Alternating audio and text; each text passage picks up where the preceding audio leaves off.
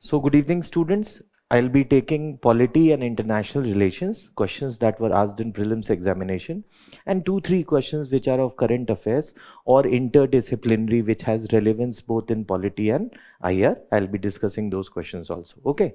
So altogether, I'll be discussing 23 questions. Okay. What is the purpose of this discussion?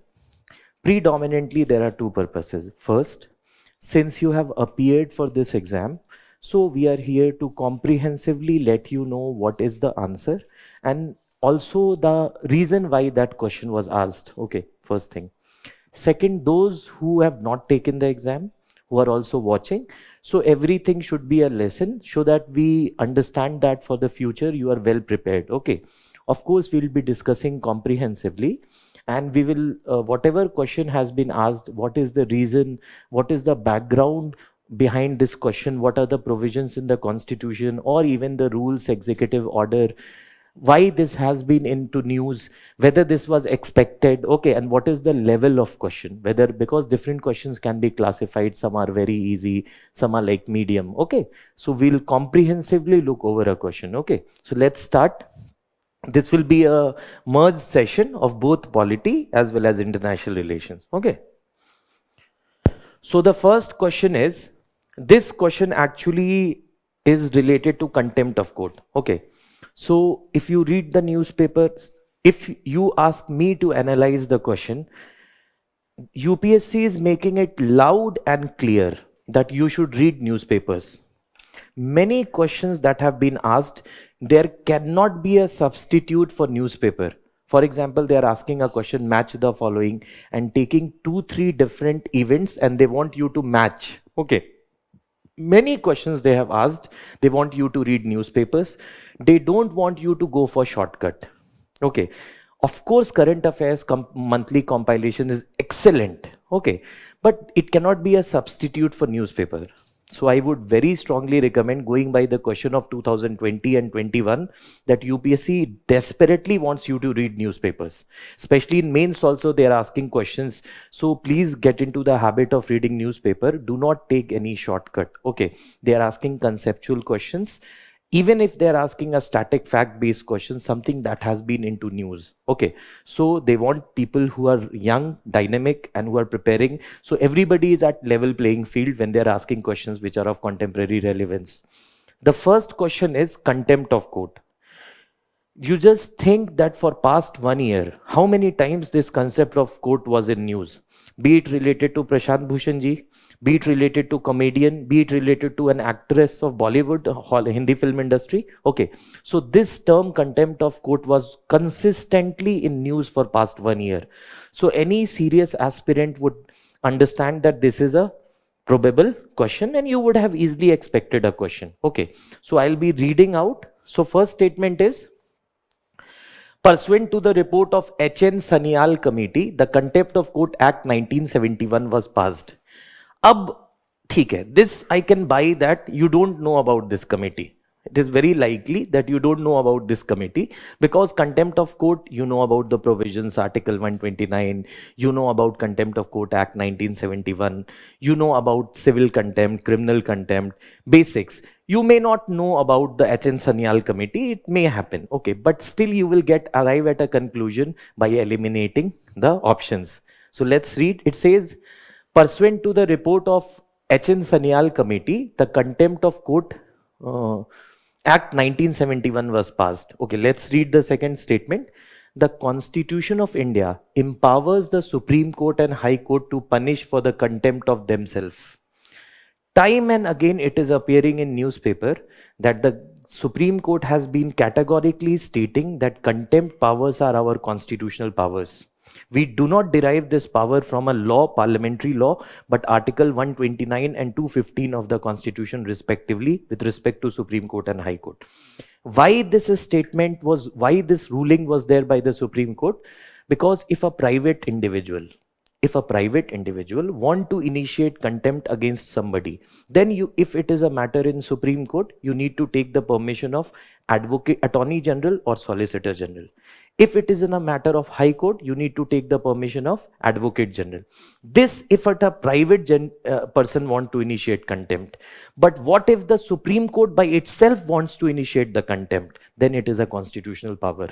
Supreme Court need not take permission from Attorney General, Solicitor General, or High Court need not take permission from Advocate General. This was a point of contention many a times in past 1 year. So the Supreme Court in Prashant Bhushan case also and categorically stated ki bhai, this is our constitutional power. We don't need to take permission from anybody. If a private individual wants to initiate contempt, he will take permission. We will not take permission. So this is a correct statement that the Constitution of India empowers the Supreme Court and High Court under Article 129 and 215 respectively to punish for the contempt of themselves. Next, the Constitution of India defines civil contempt and criminal contempt. This is the easiest thing that the UPSC can ask. Whenever you will be studying about contempt, it is always said at the onset that the Constitution has not defined contempt. Contempt has not been defined in the Constitution. Actually, contempt has been defined in Contempt of Court Act 1971.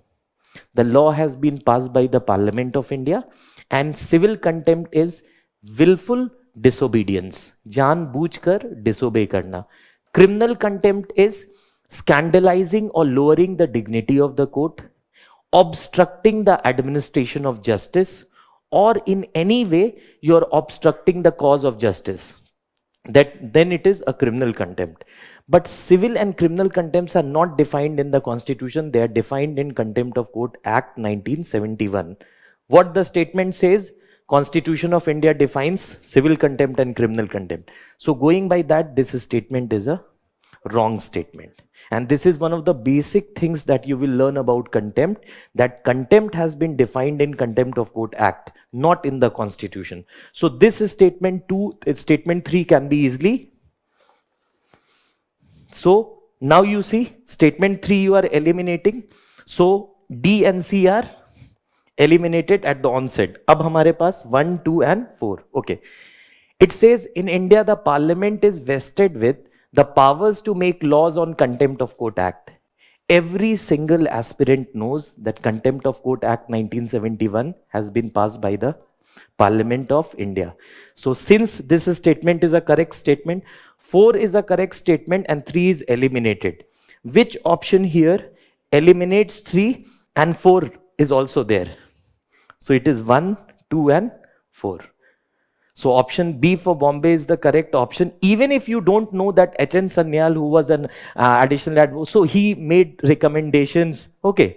So and then Contempt of Court Act was passed. If you see his recommendations, he also studied the provisions of contempt across the world. Of course, there is a controversy related to contempt. Why? Because Article 19(1)(a) gives you freedom of speech and expression. But Article 129, you have contempt powers. Article 19(1)(a) is not absolute. In Article 19(2), there are restrictions that can be imposed under 19(1)(a), and then the restrictions, various grounds are given. That is sovereignty, security of state, defamation, contempt of court. These are the grounds on which your freedom of speech and expression can be curtailed. But one word that is most important, restriction should be reasonable. So to what extent your freedom of speech and expression can be restricted if there is a contempt of court? Are the courts what you call too serious, or they are too restrict? They are too what you call serious or strict in the manner that they are restricting freedom of speech. There is a constant debate going on among the scholars that what is a reasonable restriction, because the act says that innocent criticism or fair reporting of judicial judgments and all pronouncement, ये act में लिखा हुआ है कि innocent reporting, or if you are criticizing the judicial pronouncements in a fair manner, it will not amount to contempt of court. So there is a controversy. So this matter was in news, that on the one hand we have freedom of speech and expression, on the other hand there is a provision or imprisonment up to 6 months or fine up to rupees 2,000 or both if you are found guilty of contempt of court. This issue was in news. So this question, first statement is a correct statement going by the elimination method. Second, you know that Supreme Court and High Court are vested by the Constitution. So second is a correct statement. Fourth is a correct statement. Third is a wrong statement that Constitution defines. So we will eliminate these two. What you call Constitution of India defines. So third we will eliminate, C and D we will eliminate, and B, 1, 2 and 4 is the correct answer. So this was, for me, I would say that this was pretty easy. If you have been even following newspaper for the entire year, this question you could easily do because this was an easy one. Okay. Even if you classify in medium, only if somebody has not gone through the provisions. And this was an expected question in the class. Also, I have been reiterating that they may ask a question from contempt. So we'll settle for option B for Bombay in question number. Here it is question number 11. Okay. So we'll settle for option B for Bombay. That is 1, 2 and 4. Next is question number 12. Now, see. There is a, first, what is the difference between lawyer and advocate? Everybody who has a graduate, who has a degree in law, he is a lawyer. But somebody who is enrolled with the State Bar Council under Bar Council of India Act is only designated as an advocate. Okay. And he only has a right to plead in the courts in India. Okay. So this is one thing. Second thing, जैसे you have National Medical Council regulating the medical colleges in the country, जैसे you have Institute of Chartered Accountants of India regulating the chartered accountants, getting it? So these are statutory institutions which regulate the medical education or accountancy education or in the field of law. So you have legal education is regulated by Bar Council of India. And a new class of lawyers, a very beautiful statement has been given in the first statement. Government law officers are legal and legal firms. Government law officers and legal firms are recognized as advocates, but corporate lawyers and patent attorneys are excluded from recognition as advocate. This is a wrong statement. Why this is a wrong statement? Because only the lawyers who are enrolled with the State Bar Council under the Bar Council of India Act only are designated as advocates. The government law officers or anybody else who is not recognized as an advocate cannot practice, and they are not, it's wrong to say that they're recognized as advocate. No, you need to be registered, and also the Supreme Court has ruled that they do not have the right to practice until you are registered with Bar Council of India. So first statement is a wrong statement. Second statement, you don't even need to be very aware. You know that Bar Council of India, National Medical Council, ICAI, all these are bodies that are regulating, setting up academic standards and looking into the education. So second statement is, Bar councils have the power to lay down the rules related to legal education and recognition of law colleges. That is absolutely correct. So this, and Bar Council of India has been in news also. Okay, so we will easily again settle for option B for Bombay. That is in question number 12. No doubt, there is no controversy over this question. And question number 12, we'll settle for B for Bombay. That is 2 only. Okay. And next year, for example, how can we speculate? This year, they are asking about Bar Council. An intelligent student now will study. In 2017, they asked about Cabinet Secretary. In 18, they asked Chief Secretary. So this year they are asking Bar Council. Next year they will ask ICAI, Indian Chartered Accountancy Institute. So you must, when they are asking a question, you must be ready. Ki abhi next kya aayega? Okay, and you can very easily speculate if you have been diligent enough on that count. Okay. So question number 12, we will easily settle for option B. That is 2 only. Reason this question has been in news, because there was a Supreme Court judgments that all those who are in the field of law practicing, even those who are non-litigation thing, they cannot be recognized as advocates. Okay. Academicians, people, for example, in our college, when we were in college, they were associate professors, they all had LLB degree, but they were not enrolled with Bar Council of India, so they cannot be termed as advocates.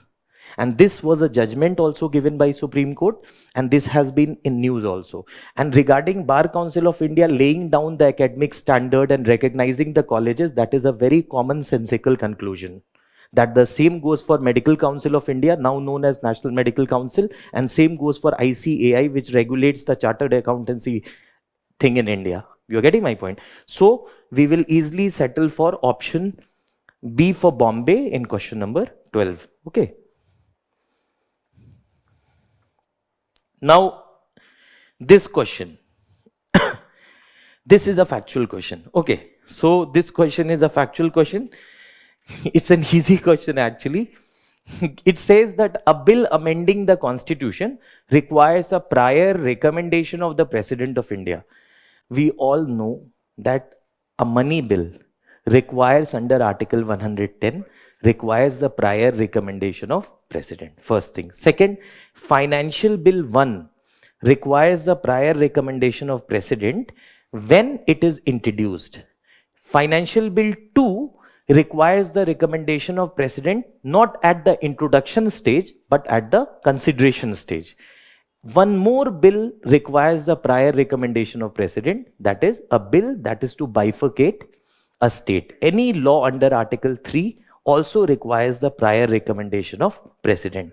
But a constitution amendment bill does not require the prior recommendation of President. This was an easy statement which can be eliminated at the onset.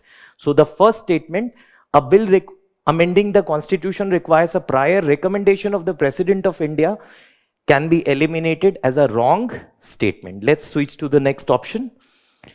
When a constitution amendment bill is presented to the President of India, it is obligatory for the President of India to give his or her assent. This actually is mentioned in Article 368. What is the language of the Constitution? The President shall not withhold his assent to a constitution amendment bill. Article 111 deals with the approval of the President of ordinary bills. Article 368 deals with constitution amendment bills, and it is written over there that President shall not withhold his assent to a constitution amendment bill. If it is written, then it is obligatory for the President to approve every constitution amendment bill. But if the same question would have been that every ordinary bill has to be approved by the President, then the answer would be no. Here, the statement is correct because it says when the constitution amendment bill is presented to the President of India, it is obligatory for the President. It is a correct statement. So, next. A constitution amendment bill must be passed by both the houses, Lok Sabha and Raj Sabha, by a special majority, and there is no provision for joint sitting. Joint sitting is there in Article 108. There is a provision of joint sitting in ordinary bills, not in constitution amendment bills. Now, this is a prelims question. Next time, they may ask a question in mains related to the power of Lok Sabha and Raj Sabha and why a constitution. So, you must be ready for that. There is no provision of joint sitting for constitution amendment bills. Chalo, this is a settled preposition. Why there is no provision? That is something that you need to think. Because if there is a joint sitting in a constitution amendment bill, then Lok Sabha has large numbers. So what is the purpose of having a second house? To prevent hasty legislation. Second house acts as balancing. Okay, so if there is a joint sitting, Lok Sabha with brutal numbers will overcome the numbers of Raj Sabha. That is why in ordinary laws, there can be a joint sitting, but in Constitution Amendment Bill, there is no provision of joint sitting. So third statement also is a correct statement. So statement 2 and statement 3 are correct. So we will again settle for option B for Bombay. And surprisingly, all initial 5 questions of polity answer is B only. Okay. So this question again, this is actually a factual thing. This is a factual thing. Second and third is correct. So we'll settle for option B for Bombay. That is 2 and 3 only in question number 13. Okay. Next polity question is 14. आते हैं 14 पर.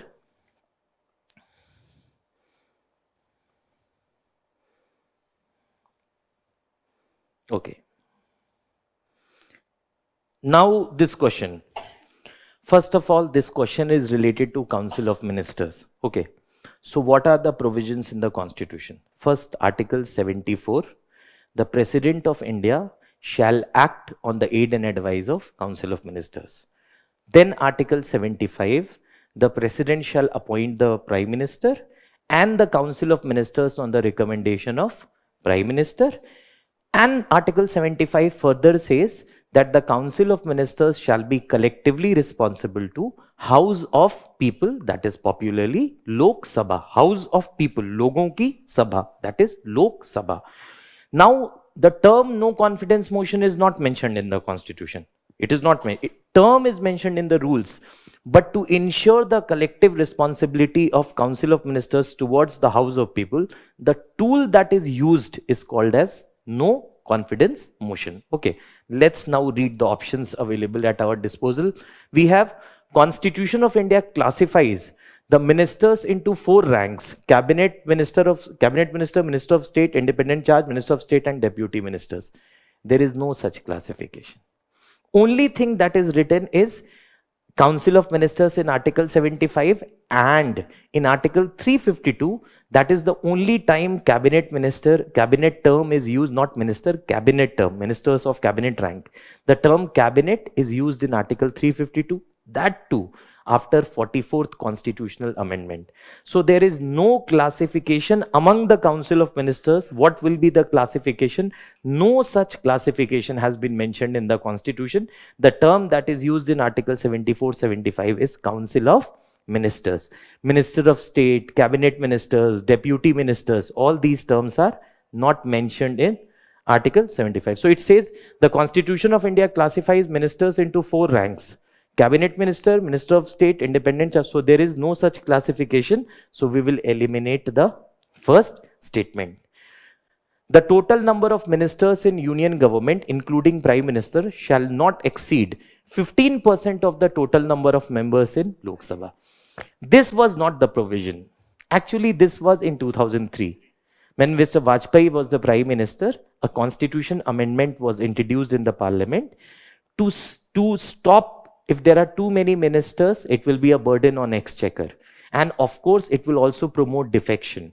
Okay, so to avoid any unethical thing and to avoid a damage to democracy, a constitution amendment was brought and the Council of Ministers size was fixed 15% of the strength of Lok Sabha at the union level and 15% of the strength of state legislative assembly at the state level.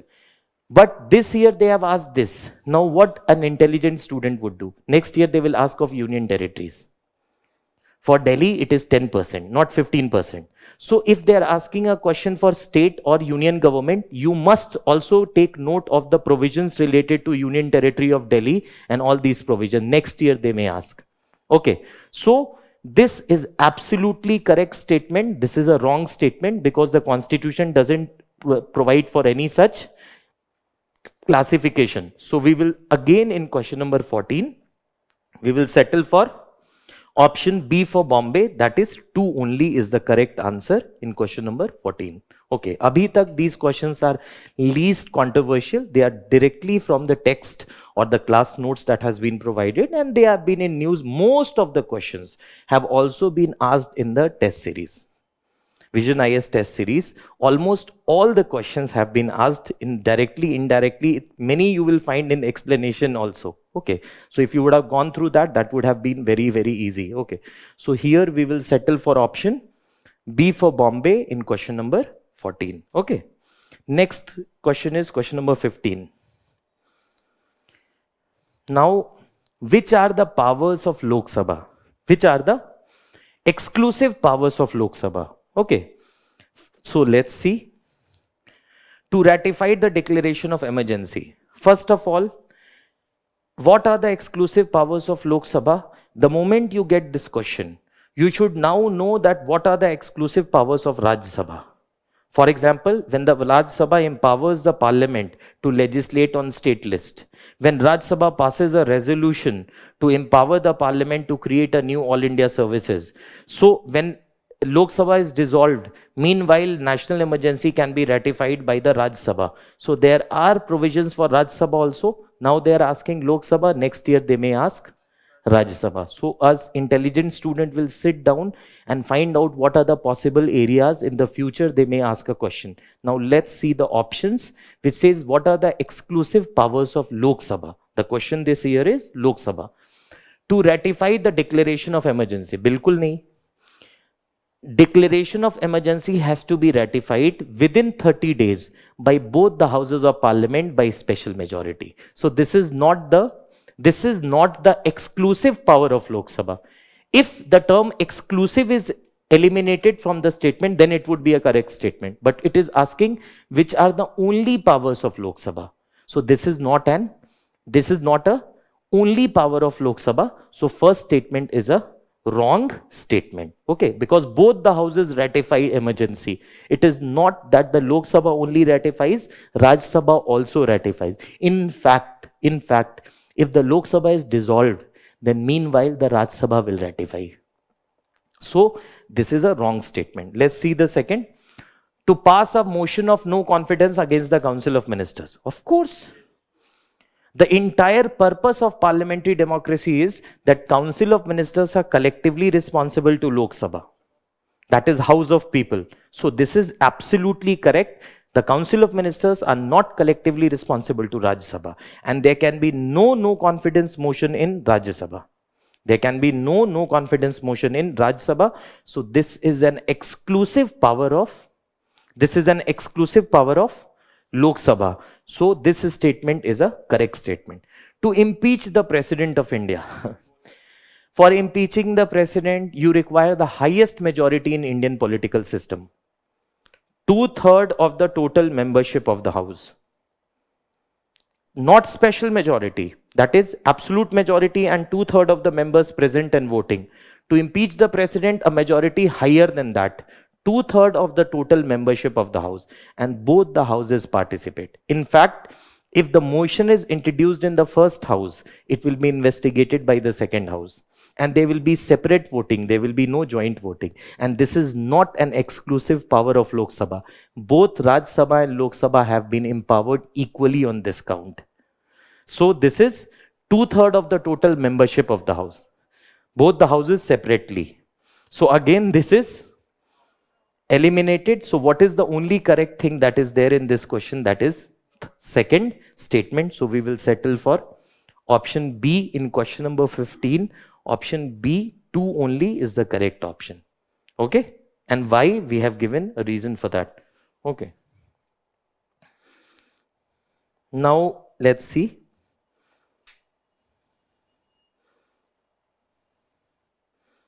Okay. Now this is a question which is related to anti-defection.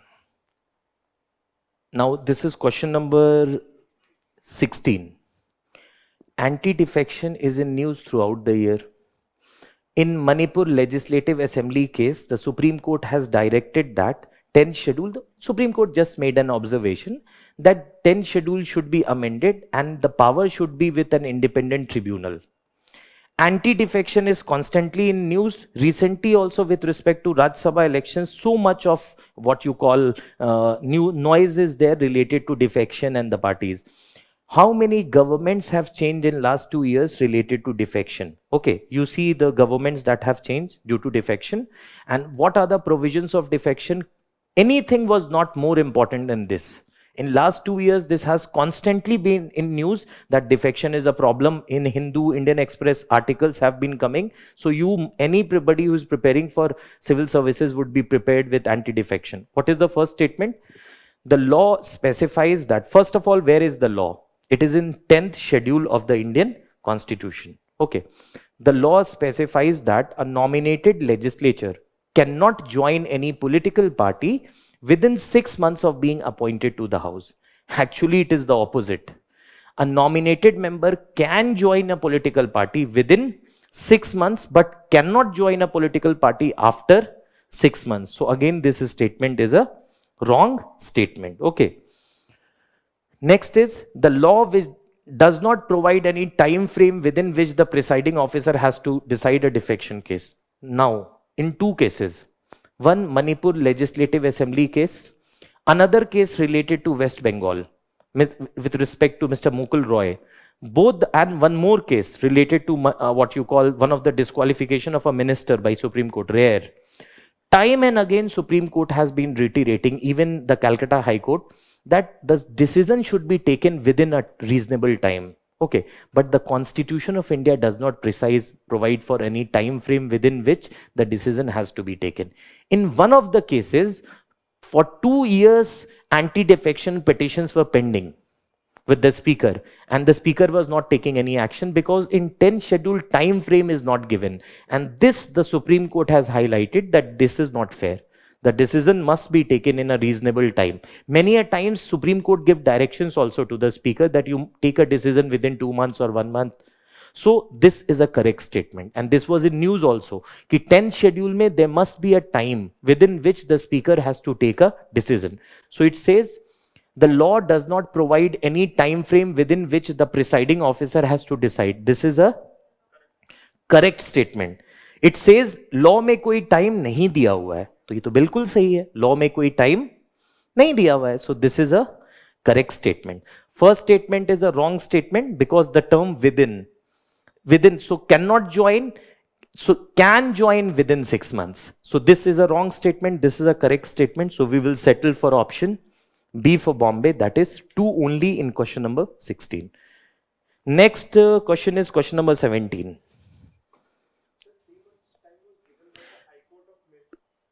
Three months time was given by High Court also, and in Supreme Court also once directed, but this is not given in the law. This is a direction by the Supreme Court in a particular case. So if there is a time frame that is to be added, a constitution has to be subsequently amended. This was the time given in a particular case.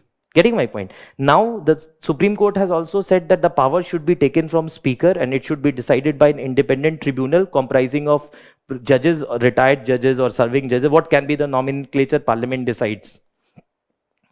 So there is no provision in the law. Getting my point? Now the next question is 17. It says Attorney General. Again, why Attorney General? With respect to contempt. Throughout the year, the office of Attorney General, Mr. K.K. Venugopal, before that Mr. Mukul Rahodki, this has been in news related to Attorney General. Okay. Attorney General is a constitutional office. Solicitor General is a statutory office. The office of Attorney General and Advocate General is mentioned in the Constitution. The office of Solicitor General and Additional Advocate General is not mentioned in the Constitution. Let's see question number 17. Attorney General of India and Solicitor General of India are the only officers of government who are allowed to participate in the meetings of the Parliament of India. No. Actually, it is Attorney General only, not the Solicitor General. And one more thing, 2013 prelims question. There was a question in 2013 Civil Services Prelims that Attorney General can participate in the proceedings of Parliament, which was a correct statement. Second statement was Attorney General can become member of a parliamentary committee, which also was a correct statement. So if anybody would have gone through previous year's question paper, then in all likelihood, even if you didn't knew anything, you would have answered this question as correct one. It is not the Solicitor General, only Attorney General who is allowed to participate in the proceedings of the Parliament. So this statement is a correct one or wrong one? Wrong one, because it is adding Solicitor. If you eliminate Solicitor General, then it is a correct statement. According to the Constitution of India, the Attorney General submits the resignation when the government which appointed him resigns. Okay, suniye. Who is Attorney General? Attorney General is the lawyer of the government. So whenever a new government comes, their ideology can be different from the previous government. So Attorney General automatically resigns. Okay, because he is the lawyer of the government. If the government changes, the new government will find a lawyer who is most suitable to the policies of the new government. But it is not a constitutional provision. He resigns. That's a quite natural thing that the previous government had a different Attorney General. Present government has a different Attorney General. Attorney Generals are, in a way, they're representative of the government. They resign. But what is the statement? It says, according to the Constitution. Of course they resign, but this is not mentioned in the Constitution. So this statement is a wrong statement. This statement is a wrong statement. Since both the statements are wrong in question number 17, we can easily settle for option D for Delhi. That is neither 1 nor 2 is the correct answer. Okay, this is for question number 17. Next we have question number 18. Okay. He has a right to participate. He has a constitutional right to participate. He doesn't participate due to paucity of time, but he has a right. And this question has been asked before also in 2013 prelims. Okay, so previous year's question paper also is important. And this was also there in test series. Test series. Ab KBC, so that's a different thing.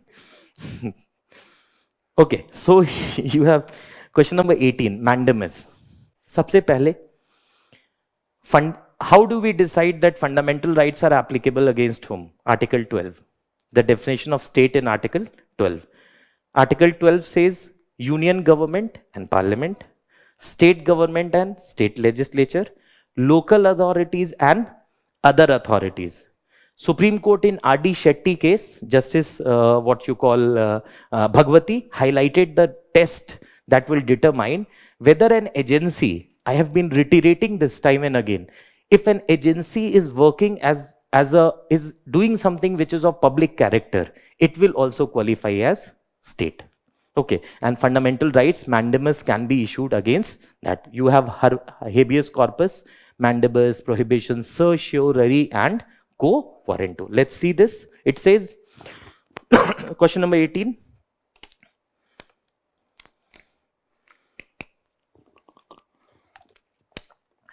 I think to answer this question, Article 12 should also be understood.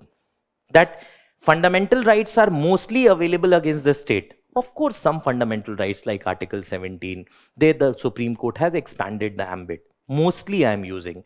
What qualifies as state, that concept should be clear. Even if an agency is performing a job of public character, it will also qualify as state, and mandamus can be issued against them. Okay. Mandamus will not lie against a private organization unless it is entrusted with a public duty. Of course, mandamus can only be issued if the job is of public character. So they are saying that public, example, TCS. TCS has the Ministry of External Affairs has given the project of passport related things to TCS. So here they are performing a job that is of public character. So a private organization will also qualify as here for the sake of mandamus if they are doing a public duty. So this statement is an absolutely correct statement, that mandamus will not lie against a private organization unless it is entrusted with a public duty. Now you have second statement, mandamus will not lie against a company even though it may be a government company. Why not? Of course, a government company, what is a government public sector undertaking? A general definition is where the majority stake is held by the government. So of course it is doing something that is of public character. So mandamus will lie against them. It is wrong to say that will not lie. So this statement is a wrong statement. Next, any public, this question actually can be renamed as locus standi. This question is asking whether locus standi, what is your legal stand, is there or not. So in quo warranto, why recently a petition has been filed against the appointment of Delhi Police Commissioner. Before that, Mr. Thomas, KV Thomas, Chief Vigilance Commissioner, there was a petition before 7-8 years. SEBI Chief, so time and again quo warranto petitions have been filed against public authorities whether their appointment has been legal or not, to check the validity of a person holding a public office. This also was in news. It is asking whether there is a locus standi or not. Only the person who is affected by it can approach the court, or anybody, any spirited citizen, any individual can move the court. Anybody can move the court. Quo warranto mein the principle of locus standi does not apply. This is the exact crux of the question. Why this question has been asked? Because there is a petition against the appointment of Delhi Police Commissioner. So it was in news. Okay. Any public-minded person can be a petitioner to move the court to obtain the writ of quo warranto. This is again an absolutely correct statement. In quo warranto, the principle of locus standi does not apply. Anybody can move court, not only the person who is directly affected. So this is a correct statement. This is a correct statement. We will settle for option C for Calcutta. That is 1 and 3 only in question number 18. 1 and 3 only. And next year they may ask a question on locus standi. They have not mentioned here locus standi, but actually they are asking whether there is a locus standi in quo warranto or not. Whether there is a locus standi is in habeas corpus. No, there is no locus standi even in habeas corpus. Next year they may ask the principle of locus standi applies to habeas corpus or not. So you will say no, it does not apply. Okay, so first and third statements are correct. We will settle for option C for Calcutta in question number 18. Okay.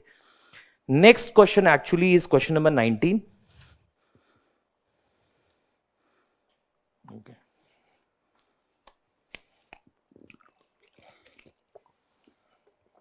Okay. It says, with reference to Ayushman Bharat digital mission, first of all, what kinds of schemes are there? There is a central sector scheme and centrally sponsored scheme. 14th Finance Commission, Vijay Kelkar ji, increased from 32% to 42%. So the amount that was given by the center to the state was substantially increased. So there is a classification in centrally sponsored scheme. Center also contributes and state also contribute. In a central sector scheme, 100% contribution comes from the center. So you must know a broad classification. If there is a question, what are the ancillary points related? Center sector scheme, centrally sponsored scheme, all this you must know, and what is the reason. Okay. Since more money is being given by the center to the states, so many of the schemes which can be center sector scheme can be sent to centrally sponsored scheme, because the center says that now you are getting more money from us. Although there are counter arguments that with the arrival of GST and all, the states have been deprived of their powers for indirect taxation, but that's a different story. So this is Ayushman Bharat scheme. Okay, let's see. Private and public hospitals must adopt it. The moment you get an extreme statement, 98% of the time it would be wrong until it is visibly correct. How can imagine a situation, private and public hospitals must adopt it.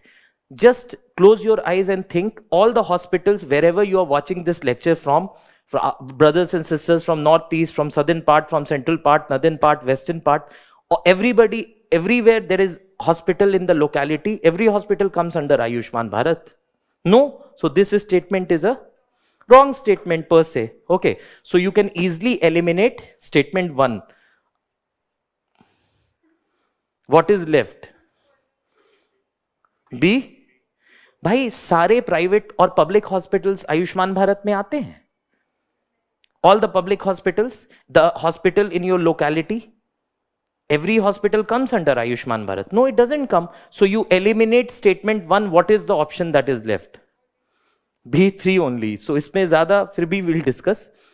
As it aims to achieve universal health coverage, every citizen of India should be part of it ultimately. How many of you are members of Ayushman Bharat? None in the class. So this is a correct statement or a wrong statement?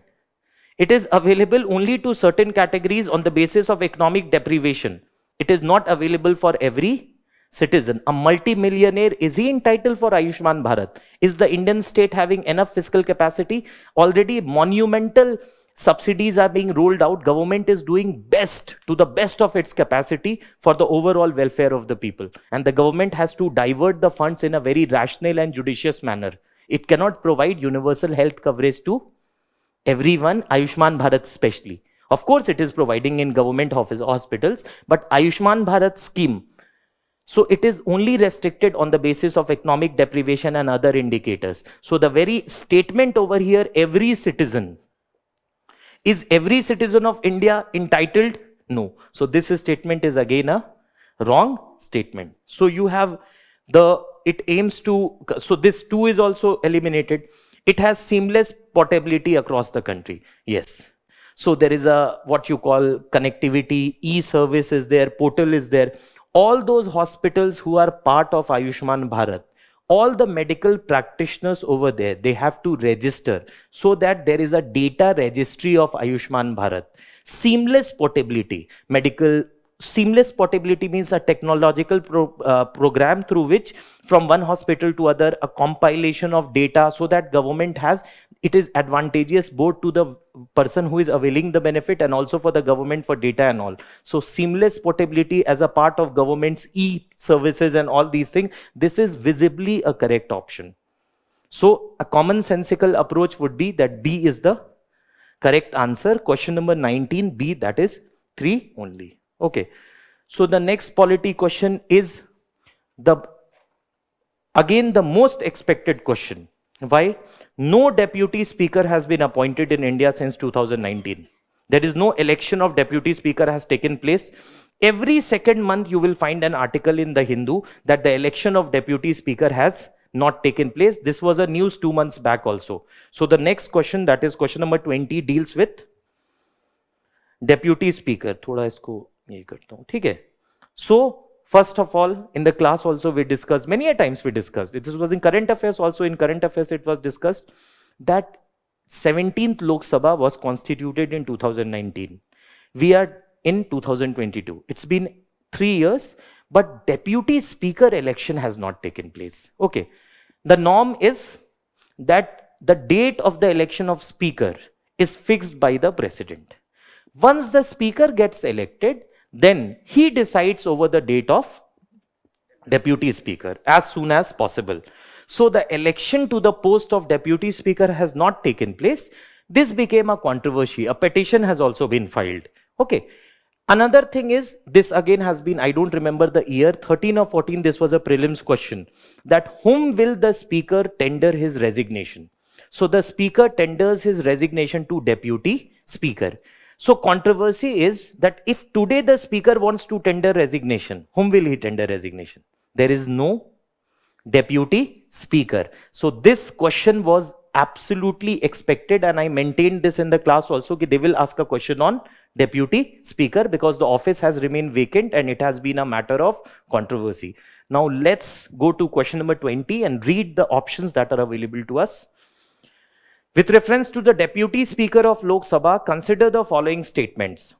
As per the rules of procedure and conduct of business in Lok Sabha, the election of deputy speaker shall be held on such date as the speaker may fix. Yes, this is a absolutely correct statement. Okay, so this is a correct statement. Just a second. So who will fix the date? Speaker will fix the date. Let's see. There is a mandatory provision that the election of a candidate as deputy speaker shall be from the principal opposition party, that is Indian National Congress, or the ruling party, that is BJP. Who was the deputy speaker in 16th Lok Sabha? He was from All India Anna Dravidra Munitra Kanzam, AIADMK. It is neither the principal opposition party nor the ruling party. So this is a wrong statement. So this is, and that too they are adding, it is a mandatory provision. So this is a wrong statement. So we will eliminate statement 2. The deputy speaker has the same power as the speaker when presiding over the sitting of the house, and no appeal lies against his ruling. Yes. The Constitution of India, as a part of separation of powers, categorically states that the parliamentary proceedings cannot be called into question in any court, and the speaker is final interpreter of the Constitution within the house. If the speaker is not there, whoever is presiding, no appeal lies against him, and she or he will be the final interpreter with respect to. This is a provision related to separation of powers, so that there is no unnecessary interference in the working of legislature. So this absolutely is a correct statement. To get this question correct, statement correct, you need to have a clarity over separation of powers. And also Article 105. Anything said on the floor of the house is not subject to any vote. So this is something which is required separation of powers by Montesquieu. Okay. So The speaker is the final interpreter of the constitution within the house, and when deputy speaker is presiding, no appeal lies and the deputy speaker will have the same power. So the third statement is a correct statement. Let's see the fourth. It says, the well-established parliamentary practice regarding the appointment of deputy speaker is that the motion is moved by the speaker and duly seconded by the prime minister. Acha. If there is an election, then will there be an appointment? If there is an election of the speaker, deputy speaker, then how can the motion be introduced by the speaker?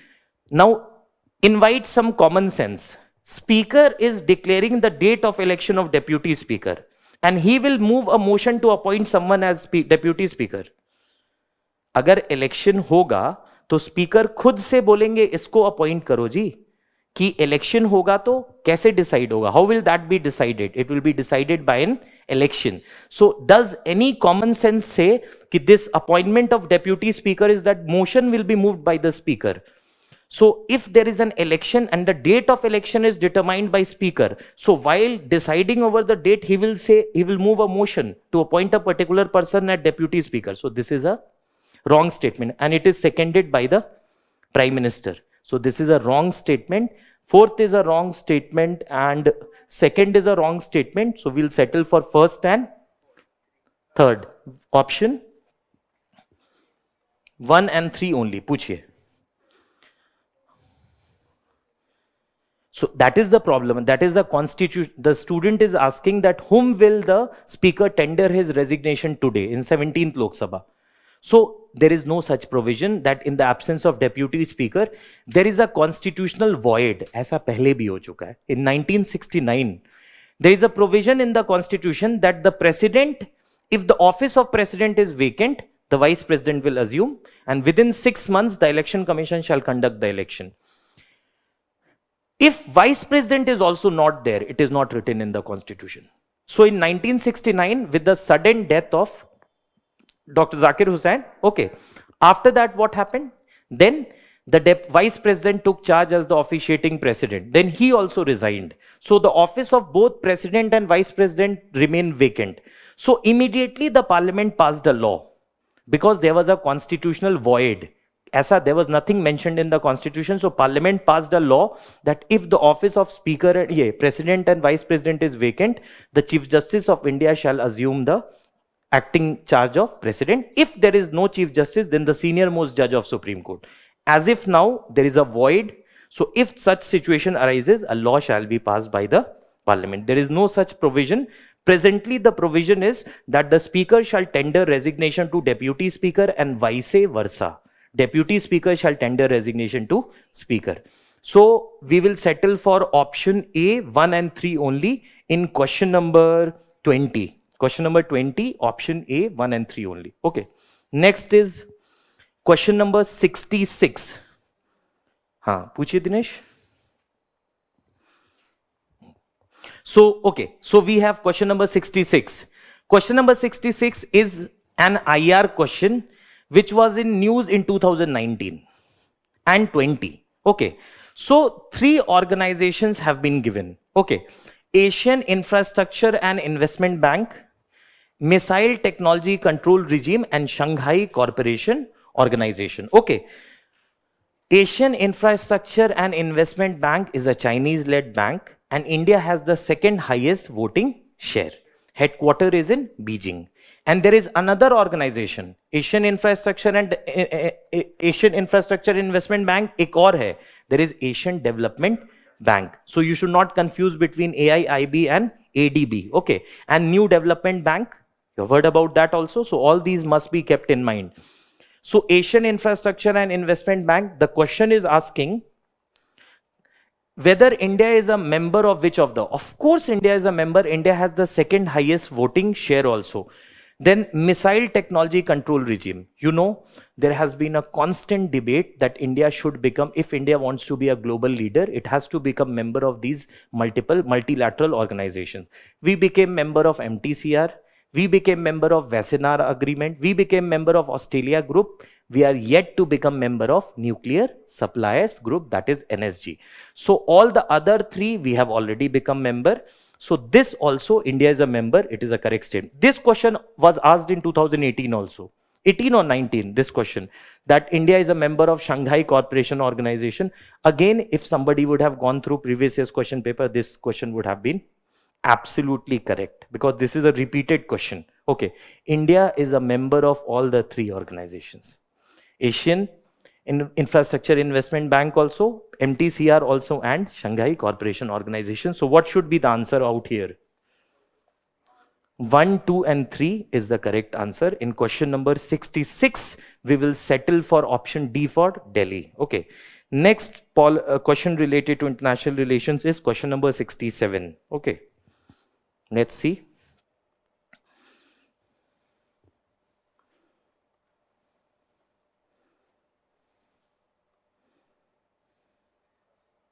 Okay. This is a question related to Vietnam. Okay. You know, one more additional fact, that India became a member of MTCR. India is selling certain missile technology, certain missiles to Vietnam. This also is in news. Okay, now let's read the options that are available in question number 67. Okay, it says Vietnam has been one of the fastest growing economies in the world in recent years. Okay, okay, let's see the options. Okay. ठीक है, आइए. Vietnam has been one of the fastest growing economies in the world in recent years. This was a news. There was also an article that Vietnam is growing very fast. Reason is that Vietnam is having cheap labor, availability of cheap labor. It has access to ports. Also, the supply chain was relatively good. Even during pandemic in Asia, Vietnam was, especially in Southeast Asia, Vietnam was among the few countries that actually scored good on economic count. So Vietnam was being praised for that. So this is a correct statement that Vietnam has been one of the fastest growing economies in the world in recent years. Ab suniye, how can you answer this question? Nowhere in a written statement you will find that Vietnam is one of the fastest economies. It will normally not be written. If you have been following newspaper, this is a question that is asked from newspaper. If you have been consistently following newspaper, kabhi na kabhi, at time and again, you will come across that, okay, Vietnam has been one of the fastest economies. Bangladesh is also doing good. These two countries are often in news, especially in our vicinity. So, ye question jo hai, this is from newspaper. So if you have been consistently following newspaper, you will know about our neighbors, and you will be. There was also a section of this in our monthly compilation also, and in one of the test series also they have asked. So especially if you are following test series and newspaper and all, you will be able to answer. So this is a correct statement. Second is, Vietnam is led by multi-party political system. Vietnam is known for being a single party political system. Vietnam is known for being a single party political system. So what will be what we will eliminate? We'll eliminate option. We will eliminate which option? 2 is a blatantly false statement. So we will eliminate option D and option A. Ab bacha B and C. 1 is correct. B and C we are left, and 1 is a correct. So what should be the answer? C should be the answer. अब इसको answer कैसे आएगा? By applying basic common sense.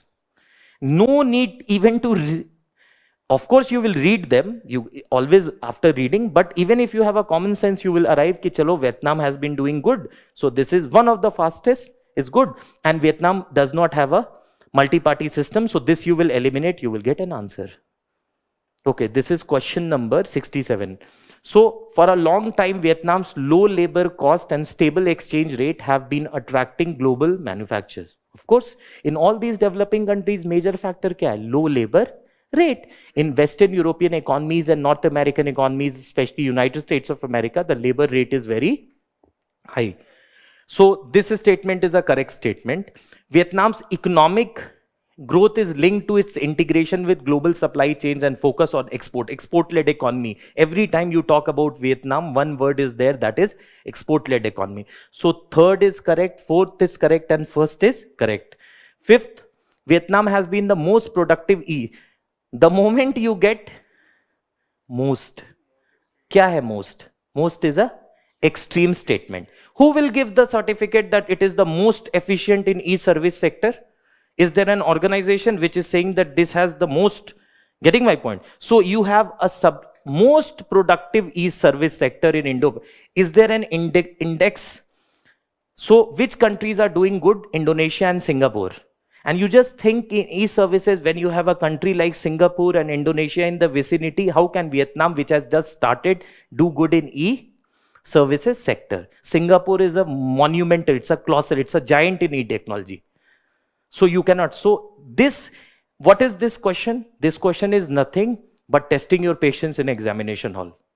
They are giving you 5 options. The moment you see 5 options, you think isko will do it later because this is a very complex. But this is the easiest question in the question paper. Because why they are asking this question? You will be posted at district magistrate. Somebody will inform you that there is a fire. You will run after him, or you will think that, okay, what is the gravity of fire? How many firefighters we have in the vicinity, neighboring district we can. So you will think with patience and calm, and some considerate action will be taken. So in the examination hall, they have given 5 statements. Anybody will read 5 statements, they will think it is very tough. Why will we waste time in reading 5? But this is actually the most easy question yet. So we will settle for option C for Calcutta, that is 1, 3 and 4 in question number 67. Now the next question that we have is question number 72.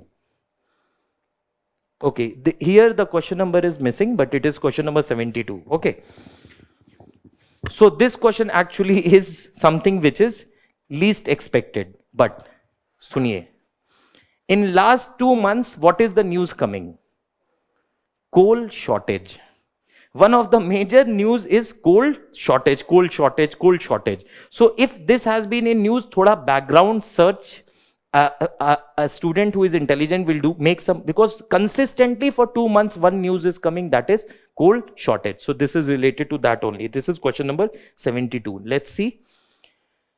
Coal Control Organization is the major source of coal statistics in Government of India. Actually, this is a bit tough. Okay, because which organization compiles the statistics? Actually, normal student may miss this. Okay, but first is a correct statement. It monitors the progress and development of captive coal and lignite blocks. Again, this is a correct statement. It hears any objection to the government's notification. Actually, it has certain adjudicatory mechanism. Okay, so this is a correct statement. Relating to acquisition of coal bearing areas, it ensures that coal mining companies deliver the coal to end users in prescribed time. Okay, now 4. Now this is 4. Okay, you tell me that if there is this may be common sense, if there is coal control organization, railways are working under CCO, who will ensure that the coal reaches in time in captive power plants? There are bigger players. Can this organization ensure that the coal reaches time? There are multiple agencies that are involved, so it cannot actually ensure. So if you, this is question number 72. Okay, so you will eliminate statement 4. So we eliminate 4, we are getting B and D. A and C are left. Okay, third is a bit, this was actually a tough question, but the cutoff was 87.5. So that translates into 44 questions out of 100 that you need to get this. So every question is not required to get correct. Is it possible that you would score 200, out of 200 you get to it? So what was the cutoff last year? 87.5. So there will be some very factual questions that you may not be able to answer at times. Okay, here the answer is 1, 2 and 3, and you will settle for option A in question number 72. Option A. Okay. Then the next question we have is question number 73, which is a very, very good question. Actually, I like 5th and 6th schedule. Okay, so this is, if a particular area is brought under 5th schedule, first of all, what is the difference between 5th schedule and 6th schedule? In 5th schedule, you have Tribal Advisory Council. In 6th schedule, you have Autonomous District Council. In 5th schedule, there is no election. MLAs from the scheduled tribe category, they are nominated, and there are some nominated members also in Tribal Advisory Council. In 6th schedule, there are elections are held for autonomous district councils. 5th schedule, the TAC is just an advisory body. And 5th schedule, there is no election. 5th schedule is in 10 states. And 6th schedule is in Assam, Meghalaya, Tripura and Mizoram. Just a second. This again is an interesting question. It says, if a particular area is brought under 5th schedule, now the next thing is, who brings an area under 5th schedule? Who brings an area? President. President issues a notification. Which of the following statement best reflects the consequence of it? Let's see. It says, first let us eliminate. The state having such area would be declared as a special category state. Gujarat has a scheduled area. Is it a special category state? And do you think that it should be given a special category status? Gujarat? No.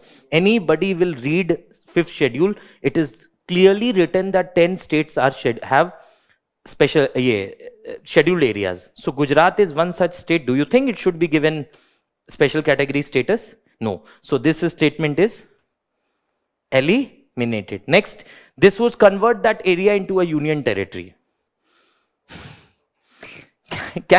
Is Delhi a scheduled area?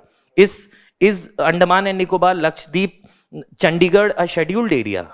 Okay, so this statement is again eliminated. Eliminate hoga ki nahi hoga easily? This would create the local self-governing body in that area. Okay, local self-governing body in that area is in 6th schedule.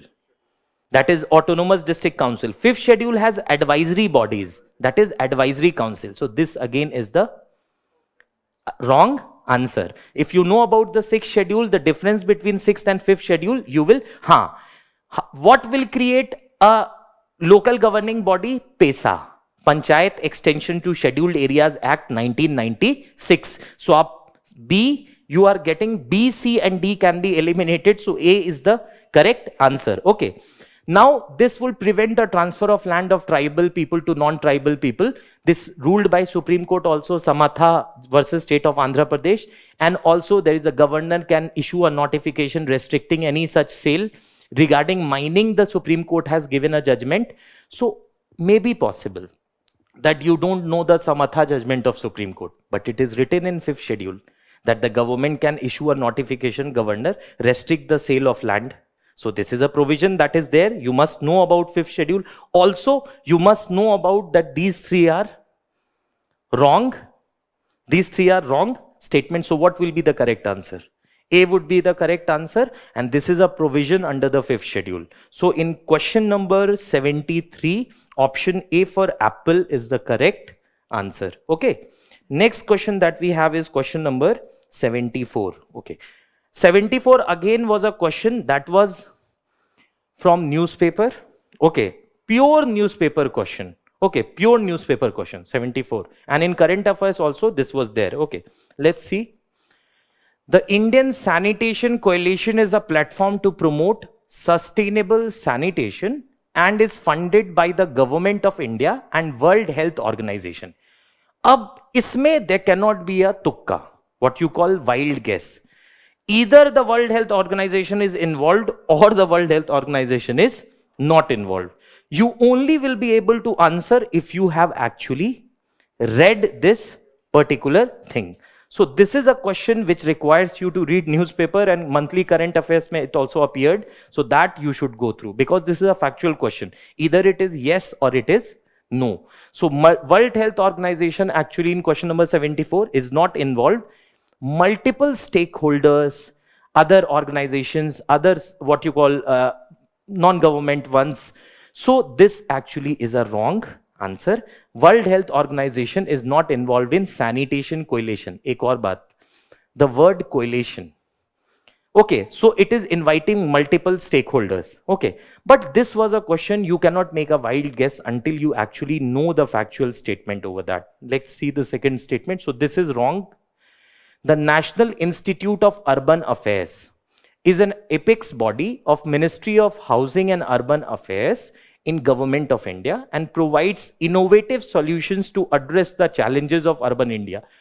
Acha, just tell me one thing. If there is a National Institute of Urban Affairs, अगर कोई national institute of urban affairs है, तो what it will do? It will not give a solution on transport system, on renewable energy precisely. It will work on innovation in solutions related to urban India. Of course, renewable energy is just a facet of solutions of urban India, but there is a ministry dedicated for thing. Don't you think commonsensical wise, if we take this is question number 74, commonsensical wise, anybody can say that second statement is a correct statement? क्योंकि अगर कोई national institute of urban affairs है, if there is any such body, it will provide innovative solutions to address. Can the national institute of urban affairs provide solution for rural India? So what should be the commonsensical mandate of National Institute of Urban Affairs? To address innovative solutions to address challenges of urban. उसीलिए तो बना है urban affairs, matters related to urban. So this is actually a correct statement. This statement I agree that you would not be able to eliminate until you actually know. So in question number 74, we will settle for option B for Bombay, that is 2 only.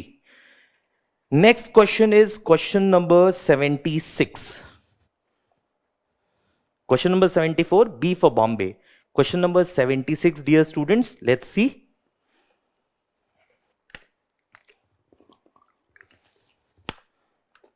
Okay, so we have United Nations Credentials Committee. Okay, consider the following statements in question number 76.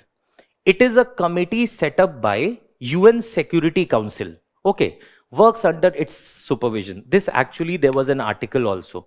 This works under United Nations General Assembly, not under Security Council. So the first statement in question number 76, the first statement is eliminate. ये factual question है.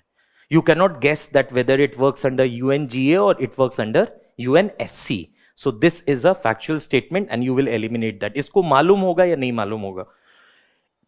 It traditionally meets in March, June and September.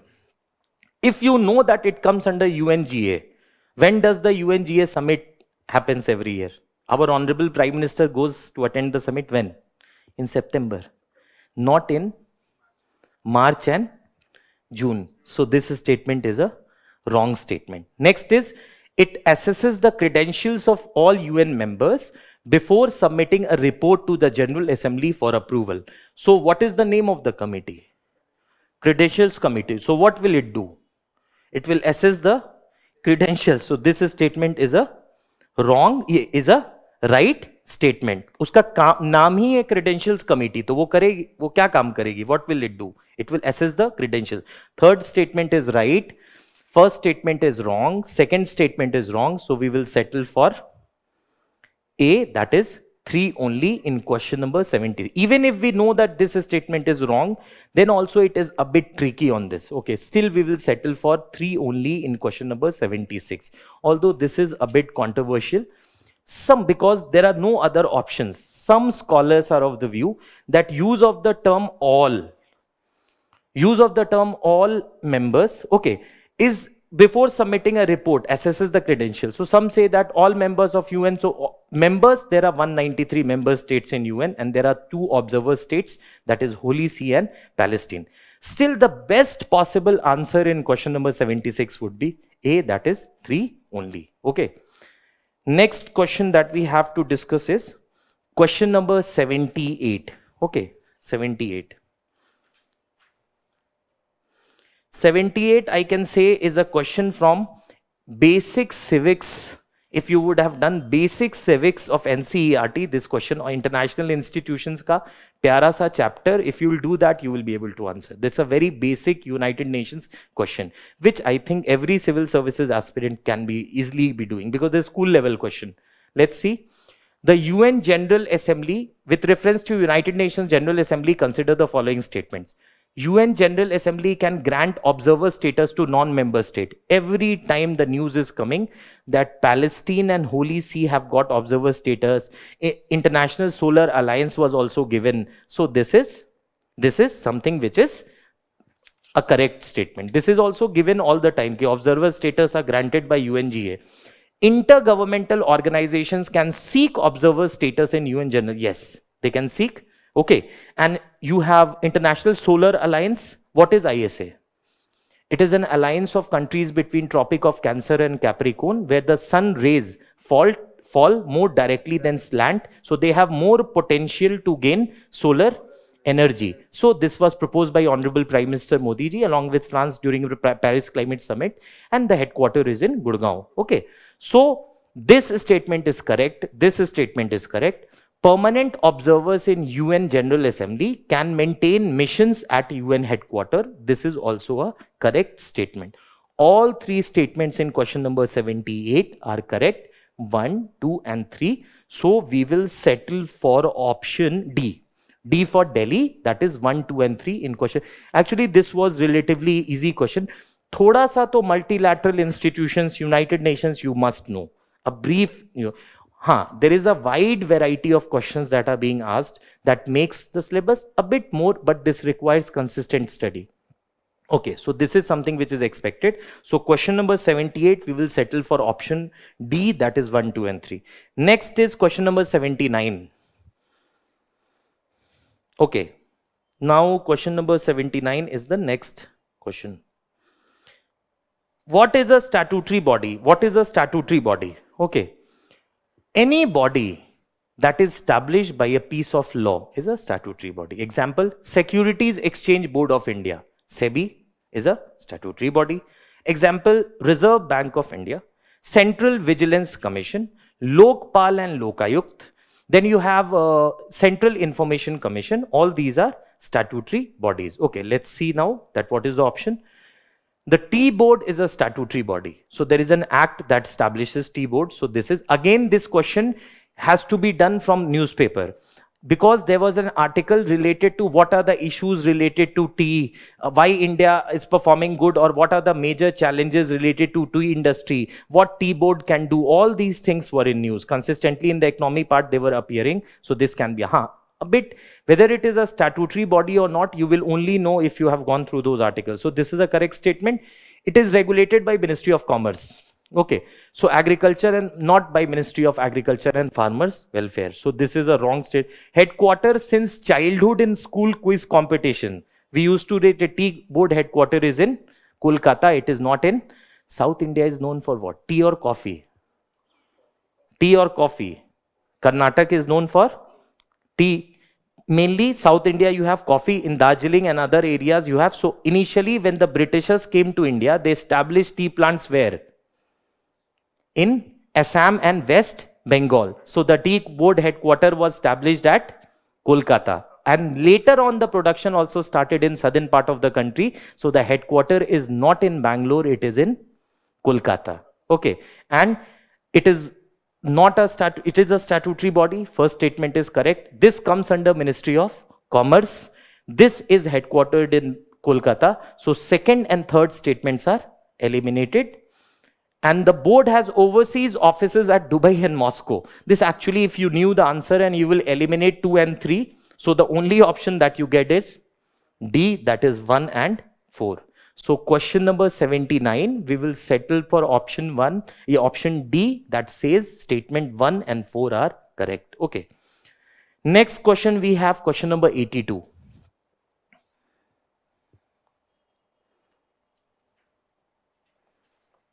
Okay, let's see, dear students. So we have Bidi Bidi is a large refugee settlement in northwest Kenya. Again, this question they have asked from newspaper. Okay, violence going on and all. So this is in Uganda. This is a factual question. So first statement is, in question number 82, we will eliminate the first statement. Some people who fled from South Sudan civil war live in Bidi Bidi. Yes. And this is a settlement in Uganda. So South Sudan war was also in news. So second is like correct statement. There is also another refugee complex, Dadaab. Okay, so refugee complex in Kenya. Actually, this question was not on a easy side. It was on a tough side. So you're not expected to answer all the questions, being honest, okay? Because the cutoff is 87.5. That hovers around 44 questions, okay? So this, if you have been consistently reading news, have an idea of the South Sudan and the issues going on over there, then you will be able to answer. Anyways, so this is a factual question. Statement 1 is wrong, statement 2 is correct, statement 3 is correct. So we will settle for, in question number 82, this is 82, 82, we'll settle for C, that is 2 and 3 only. That is the correct answer in question number 82. Even if you are not able to do this question, which is on a higher side, a bit tough, no problem, because you are not expected to do, all the questions. Next question that we have is question number 83, the next question. This actually again is Organization of Turkic State, pure factual question hai. Okay, this you will be able to answer if you have done map properly. Organization of Turkic State, those countries that have Turkish origin population speaking Turkish language. Okay, so that is, so if you see, this is question number 83. You see Armenia. Armenia, where is it geographically located? So there is no Turkish speaking population. Azerbaijan is having, in Croatia and Romania, no. And Uzbekistan and Azerbaijan are related. So 2 and 5. So 2 and 5 we will settle in question number 83, option C. Ab ye question, it's 83. Ye question you will be, this question you will be able to answer going through the maps.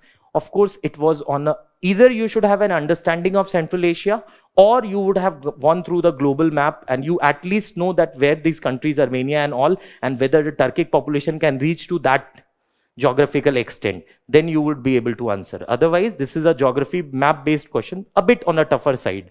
Okay, so 2 and 5, so we'll settle for option C in question number 83. Okay. We have only few questions left. Question number 85. Again, 85. UN clause. UN clause is something which is always in news. United Nations Convention on Law of Seas 1982, Kingston, Jamaica, up to 12 nautical miles the countries have authority. Up to 200 nautical miles there is exclusive economic zone. Beyond 200 nautical miles there is an international seabed authority that decides, and there was a news related to polymetallic nodules. If a country wants to extract polymetallic nodules beyond 200 nautical mile, it has to take permission from International Seabed Authority. Okay, now this question is related to United Nations Convention on Law of Seas. One such, the arbitrary body of this UN clause gave a judgment against China, which China refused to accept. Okay, so again, this was in news also. Let's see. This is question number 85. Okay. It says, a coastal state has the right to establish the breadth of its territory, C, up to a limit not exceeding 12 nautical miles, measured from the baseline, determined in accordance with the convention. Which convention? Convention on Law of Seas. Always you have heard about the 12 nautical miles. So this is a correct statement. Up to 12 nautical miles you have country's territory. Beyond up to 200 nautical miles you have exclusive economic zone, that you only have the right to extract. If two countries fall within less than 200 nautical miles, then there is a case, North Continental Shelf case in international law, where equidistance formula is there. You will get equal, both the countries will get equal. So this is a principle of international law. Anyways, that's not part of your syllabus, but you must know that up to 12 nautical mile, it is the territorial sea. Establish the breadth of its territorial sea. This is correct. Ship of all states enjoy the right of innocent passage. This was also given in current affairs. So this also is the correct statement. So this statement is correct. This is correct. Let's see. The exclusive economic zone shall not extend beyond 200 nautical miles from the baseline from which the breadth of territorial sea is measured. This also is the correct. Always you have heard that exclusive economic zone is up to 200 nautical miles. So all the three statements are correct. So we will settle for option D in question number 85, that is 1, 2 and 3. Ye to aapko, you must be knowing 12 nautical miles and 200. So 1 and 3 is correct. Right of innocent passage is also a part of it. So we will settle for option. What is an innocent passage? that a commercial ship which will not harm the country can pass through. Okay, so right of innocent passage as per the UN Convention on Law of Seas. You can also read about International Seabed Authority. It can be a question in further years. Okay, so 85 we will settle for option D, that is 1, 2 and 3. Two questions we have more to discuss. One is question number 86. 86 is again an easy question. This debate is always there. Senkaku Island, okay, and Diao Island as they are known in China. Actually, in East China Sea, South China Sea, you have Parcel and Spratly Islands. Conflict is going on between China and Vietnam and other countries. East China Sea, you have these islands, Senkaku Islands, dispute between Japan and China. This is a very, very easy question of IR, and this has been in news also. Okay? And they are known by a different name in China. China called them as Diaoyu Islands, while Japan, they are Senkaku Islands. It is generally believed that they are artificial islands made by country around South China Sea. South China Sea mein the dispute is for Parcel and Spratly Islands, not for Senkaku Island. Or South China Sea mein dispute is between China and Vietnam, not between China and Japan. Now this is the answer. China and Japan engage in maritime dispute over these islands in East China Sea. A permanent American military base, this is not a correct statement, this is wrong. No such military base of America is in Diego Garcia, Indian Ocean. International Court of Justice declared them as no man's land. Some East Asian countries claim them. So that is related to Parcel Islands and all dispute is there. Here there is a dispute, but ICJ has not given any such. The ICJ here also is not there. This is PCA. Okay, so the correct answer for question number 86 is a factual statement, is option B for Bombay, and this consistently stays in news as a major point of contention among the other points, inter alia, among other things, between China and Japan. So we will settle for option B, that is China and Japan engage in maritime disputes over these islands in East China Sea in question number 86. The last question that we have is question number 87. Okay. So this is question number 87. Chad. It's not Chad, Equatorial Guinea, where the China has set up military base. So factually, this also came in newspaper. So this is eliminated. Guinea, you have suspension of constitution by the government and government by military. Current affairs mein, news mein aaya. This is a correct one. Lebanon is going through economic depression. Okay, this also was a news. This question 100% is asked from current affairs newspaper. Anybody who is following newspaper will be able to answer this question correctly. Lebanon, economic depression, time and again is appearing. Tunisia, parliament was suspended by the president. This also came in international relations. And Guinea, the government was suspended by military. All the three are correct, but this is wrong. Now they are asking how many prayers are correctly matched. How many prayers? 3. So we will settle for option. In question number 87, we will settle for option C, that is only 3. Only 3 pairs. Okay. The only message which I want to give is read newspapers. They are asking questions. They want consistent, calm, and those candidates which have been reading consistently. So there is, of course, you must, after the basics and monthly current affairs, they are excellent. Newspapers cannot be substituted. That also has to be done. Okay. And the kind of questions that have been asked somewhere, whatever is the predicted cutoff, in that particular area, you can easily score with a calm state of mind. Not too many questions are not very, very tough. Okay, so you can do that. So read newspapers, follow the basics. That is more than enough. So this was a discussion on polity and international relations and few questions of current affairs related to these two topics. Okay, the other topics shall be dealt by the respective faculties. Thank you.